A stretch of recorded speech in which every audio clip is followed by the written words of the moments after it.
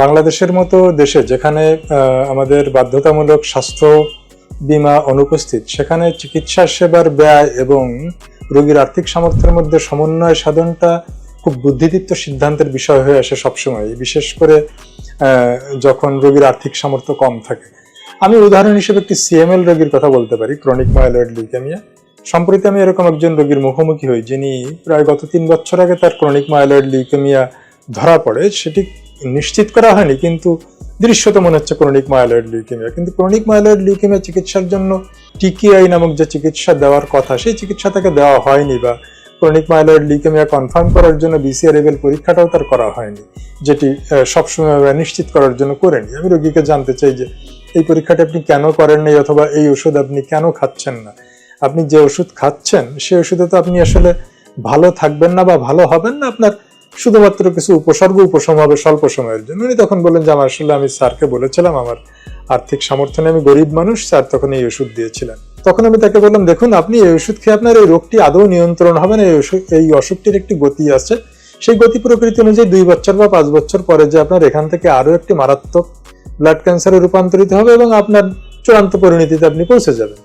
পক্ষান্তর আপনি যদি মাসে মাত্র 7-8 হাজার টাকার ওষুধ আপনি খেতেন, তাহলে কিন্তু আপনি একজন মজুরের কাজ করলেও মাসে অন্তত 30-30 টাকা হয়তো আয় করতে পারতেন। কিন্তু আপনি এই ওষুধ না খাওয়ার কারণে কিন্তু আপনি কিছুই করতে পারছেন না।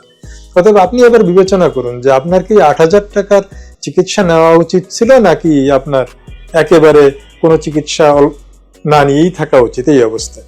আপনি কি এভাবে বলেছিলেন আপনার চিকিৎসককে যে আমার আর্থিক সামর্থ্য কতটুকু? আপনি আগে যদি আর্থিক সামর্থ্য নাই বলেন, তাহলে আপনার চিকিৎসক অনেক সময় আপনার ব্যাপারে সিদ্ধান্ত নিতে দ্বিধা করতে পারেন।